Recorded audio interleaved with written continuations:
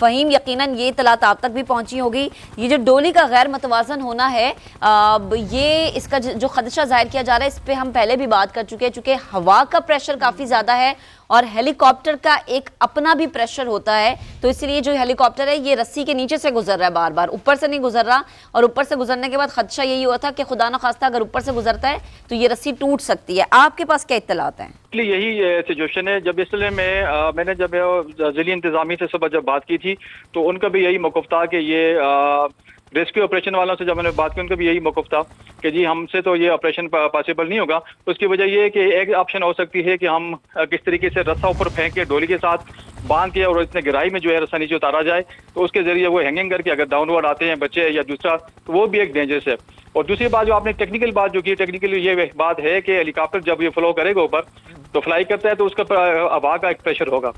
جب اس پریشر کے ساتھ یہ فریکشن جب پیدا ہوگی تو آٹومیٹکلی ڈولی تو پہلے ہی ڈسبیلنس ہے اور اس کی رسی بھی جو ہے ایک ٹوٹی ہوئی ہے اور ایک رسی جو ہے اسی پہ ساری قائم ہے اور بچوں کا ویٹ بھی ہے، ٹیچر کا ویٹ بھی ہے۔ محمد فہیم ہمارے ساتھ ہی موجود رہیے، اس وقت ونگ کمانڈر ریٹائرڈ ظفر اقبال صاحب میں جوائن کر چکے ہیں۔ ظفر صاحب، اس وقت جو کمپلیکسٹی ہے سچویشن کی، سر اس میں آپ سے بات کرنا، آپ کی رائے جانا بہت ضروری ہے۔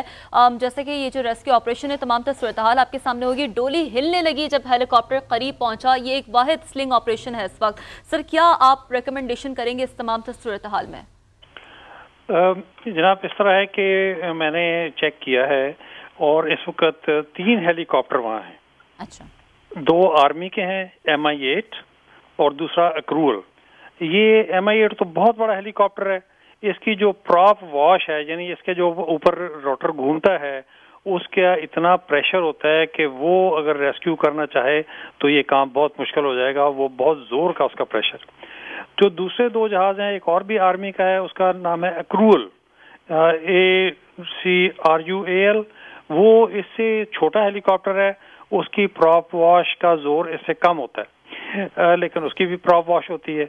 تیسرا ہیلی کاپٹر ہے جو سب سے بہترین ہے شاید اس کام کے لیے، وہ پاکستان ایئر فورس کا ہے، اس کو کہتے ہیں AW139 اور یہ لیٹسٹ ہیلی کاپٹر ہے، بہت اعلیٰ اس کی ہینڈلنگ ہے، سارا ڈیجیٹل اور فلائٹ جو کمپیوٹر ہے وہ اس کو مینیج کرتا ہے۔ یہ بھی گیا ہوا ہے، کامرا سے گیا ہوا ہے جی، اور اس کو وہاں کے جو ریسکیو اسکواڈ کے کمانڈر ہیں، ونگ کمانڈر ایمن صاحب، وہ اس کو فلائی کر رہے ہیں، بہت زبردست پائلٹ ہیں، وہ بہت سینسیبل آدمی ہیں۔ ان کا طریقہ یہ ہے کہ دا اونلی وے، کیونکہ اس کی 2 کیبلز تو پہلے ہی ٹوٹی ہوئی ہیں، ایک کیبل رہ گئی ہے، تو دا اونلی وے کہ بھئی ہیلی کاپٹر اتنا اونچا فلائی کرے کہ وہ اس کا پراپ واش نیچے ہٹ نہ کرے، اور یہ جو 139 ہے یہ بڑا لائٹ ویٹ ایئر کرافٹ ہے اور اس کا پراپ واش بھی ریلیٹیولی کم ہے۔ اگر یہ بہت بلندی کے اوپر جا کے اپنی کیبل لوور کرے،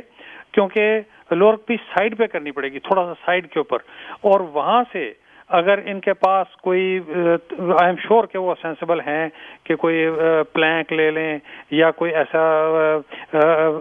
چیز لے لیں جو کہ وہ اس کے اندر ڈال سکیں،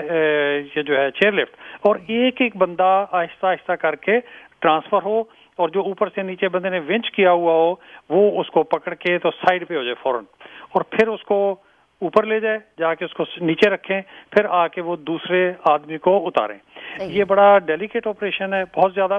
اور اس میں 2 چیزیں خاص طور پہ انوالو ہوتی ہیں۔ وہ کیا ہوتا ہے؟ ایک ہوتی ہے ایلیویشن، یعنی کتنا بلند ہے یہ کیبل، جو کہ ہائٹ وہاں بہت زیادہ ہے، 900 فٹ ہے، ہائٹ بہت زیادہ ہے۔ اور کیوں یہ بہت ضروری ہے؟ کیونکہ جب آپ ہوا میں اڑتے ہیں تو ہوا میں کس چیز پہ آپ اڑتے ہیں؟ ڈینسٹی آف ایئر، کہ ہوا کتنی تھک ہے اور ہوا کتنی نرم ہے۔ جتنا آپ زمین کے نزدیک ہوتے ہیں تو ڈینسٹی آف ایئر زیادہ ہوتی ہے، ویٹ آف ایئر زیادہ ہوتا ہے، اس کو جہاز کو اٹھانے میں آسانی رہتی ہے۔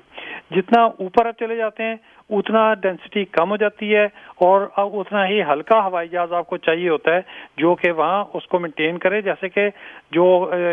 یہ جو ہے سیاچن گلیشیئر میں جہاز جاتے ہیں وہ بہت چھوٹے اور بڑے کم ویٹ ہیلی کاپٹر جاتے ہیں، کیونکہ وہاں ہوا بہت تھن ہوتی ہے،